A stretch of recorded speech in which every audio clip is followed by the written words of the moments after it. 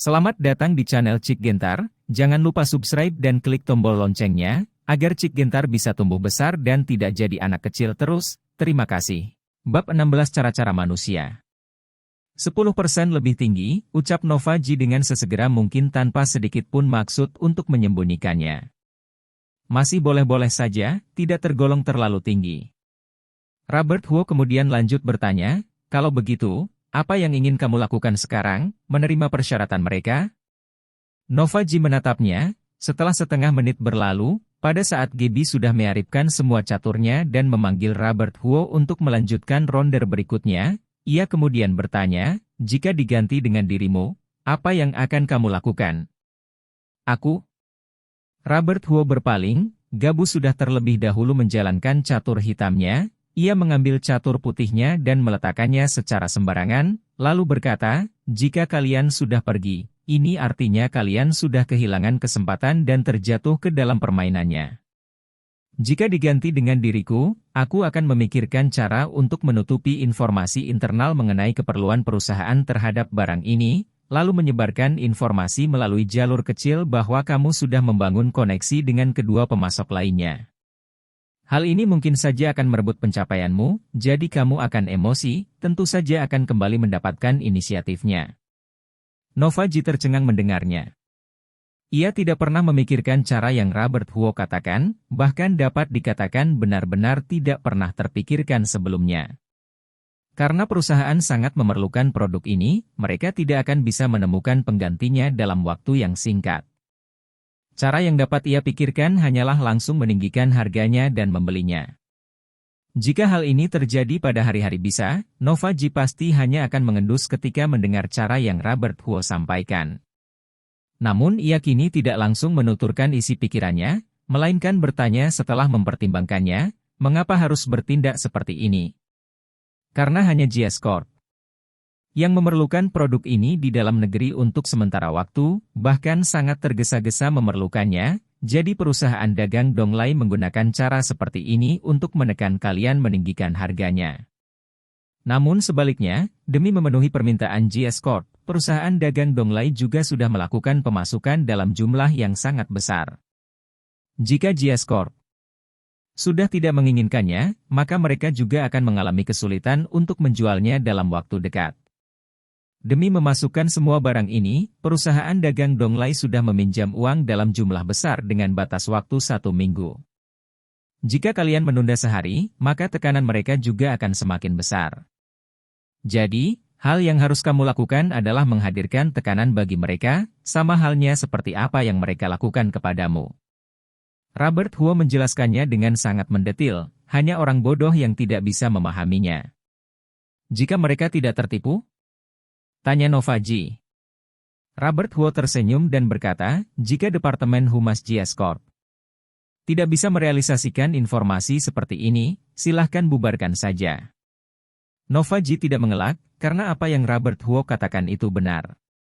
GS Corp kebetulan juga merupakan satu dari 50 perusahaan terdepan tingkat nasional, bagaimana dengan posisi perusahaan dagang Donglai? Mereka hanyalah sebuah perusahaan pemasok bahan baku saja. Aset mereka mungkin hanyalah 1 hingga 2 miliar yuan, masih berjarak sangat jauh dibandingkan GS Corp. Jika permasalahan setingkat ini tidak dapat diselesaikan, maka Departemen Humas sudah boleh dibubaran. Jika Departemen Humas benar-benar bisa merealisasikan kabar tersebut, Nova Ji harus mengakui bahwa cara Robert Huo ini tentu saja adalah cara yang paling tepat untuk menghadapi perusahaan dagang Donglai. Tidak ada cara yang lebih baik dibandingkan memperlakukan pihak lawan dengan cara yang mereka gunakan sendiri. Saat ia melihat Robert Huo dengan tatapan aneh, ekspresinya juga mengalami perubahan yang sangat besar. Sikap Sound Lee sebelumnya menunjukkan bahwa ia benar-benar sangat konyol hingga ia tidak pantas menjadi seorang supir. Namun penampilan Robert Huo saat ini mengubah segalanya. Bagaimana ia bisa memikirkan cara ini? Terlebih lagi, bagaimana ia bisa tahu bahwa perusahaan dagang Donglai akan meningkatkan harganya? Ini adalah dua pertanyaan yang ingin sekali diajukan oleh Nova Ji.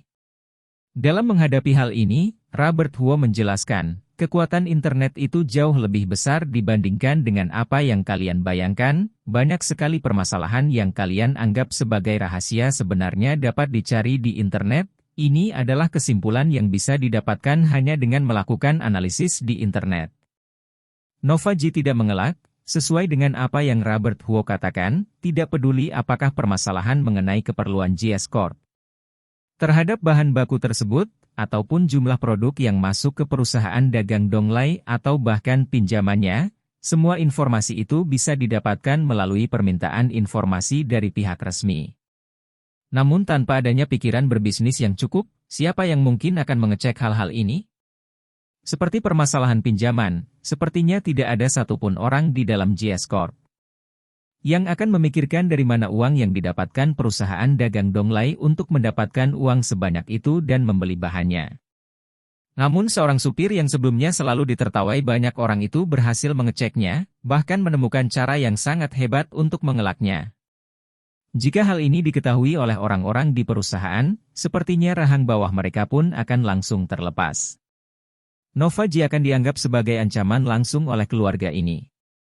Kemampuannya sudah terbukti. Ia kini harus mengakui, ia sepertinya sudah menyepelekan supir ini. Ia bahkan mampu menyelesaikan permasalahan yang sulit ia selesaikan dengan sangat mudah. Sangat hebat. Aku kini merasa sangat penasaran, apakah dirimu yang cerdas sekarang ini adalah orang yang sama dengan dirimu yang bodoh sebelumnya? Tanya Nova Ji. Perasaan Robert Huo langsung tertegun mendengar pertanyaannya, untung saja ia cukup bijaksana. Ekspresinya juga tidak terlihat berubah. Ia tetap bermain Weiqi bersama Gebi dengan tenang dan menjawab juga pada saat yang bersamaan, pohon yang semakin tinggi akan semakin mudah dijatuhkan. Bagaimana kamu bisa melihat jelas angin yang bertiup jika kamu tidak bersikap sedikit lebih bodoh? Nova Ji langsung tercengang mendengarnya, ucapannya ini membuatnya sulit sekali menebak siapa yang sedang ia bicarakan. Apakah ia sedang membicarakan dirinya? Atau membicarakan dirinya sendiri?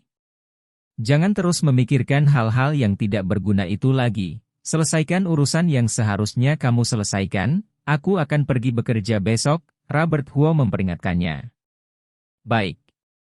Aku akan pergi terlebih dahulu, Nova Ji menjawabnya dengan singkat dan langsung melangkah pergi. Ada banyak sekali hal yang harus ia selesaikan saat ini. Sekalipun ia merasa sangat penasaran terhadap kebijaksanaan Robert Huo yang tiba-tiba meledak, namun ia tidak akan menanyakannya terlebih dahulu untuk sementara waktu. Jika ia tidak segera menyelesaikan urusan perusahaan dagang Donglai, maka orang lain mungkin saja menggunakan kelemahannya ini. Setelah Nova Ji pergi, Robert Huo pun tersenyum, berdasarkan reaksi Nova Ji, sepertinya langkahnya yang satu ini tidak terlalu buruk. Semakin cepat ia mengurusi keluarga Ji sebagai kapalnya, maka ia akan semakin mudah mendekati keluarga Huo. Nova Ji yang sudah kembali ke mobil kemudian mengeluarkan ponselnya dan menelepon Direktur Departemen Humas, Direktur MA, segera tutup semua informasi mengenai keperluan kantor pusat perusahaan terhadap bahan baku tersebut. Aku tidak peduli mengenai cara apapun yang kalian gunakan, dalam waktu 6 jam, aku tidak mau melihat segala jenis informasi yang bersangkutan lagi di internet. Selain itu, cepat hubungi pihak media yang tidak terlalu terkenal dan sebarkan sebuah berita yang sangat penting, karena hubungan kerja sama pembelianku dengan perusahaan dagang Donglai berjalan kurang lancar. Vice Sili menekan diriku yang merupakan bagian dari keluarga cabang. Kini sedang bersemangat bekerja sama dengan dua pemasok bahan baku lainnya, mereka diestimasikan akan segera menandatangani kontraknya dalam waktu 2 hari. Sisi lain panggilan menghening sejenak, lalu terdengar suara seorang lelaki, YMG. Apakah kita tidak perlu menyampaikannya kepada Vice CEO Ji dahulu sebelum mengatakannya? Aku sudah menyuruhmu untuk segera melakukannya. Aku akan membahasnya dengan Vice CEO Ji, kamu tidak perlu menghiraukannya. Ucap Nova Ji dengan nada bicara yang dingin. Baik, aku paham.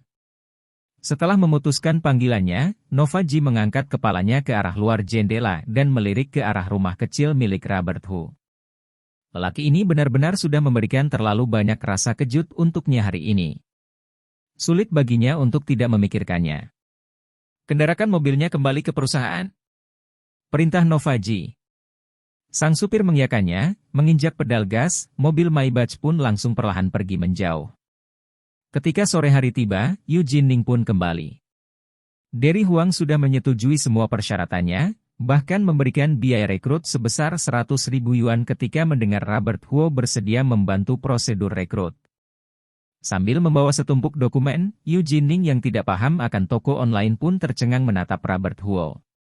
Kakak ipar sayang, kakak iparku. Robert Huo merasa sangat jijik dengannya, sehingga ia hanya bisa membantunya untuk mengisi dokumen registrasi. Tautan ini memang sedikit merepotkan dan perlu diurusi oleh mereka yang lebih paham terhadap toko Taobao. Namun sekalipun dokumen sudah diisi dengan lengkap, pihak yang bertugas tetap saja memerlukan waktu setidaknya 1 minggu untuk mengulasnya kembali.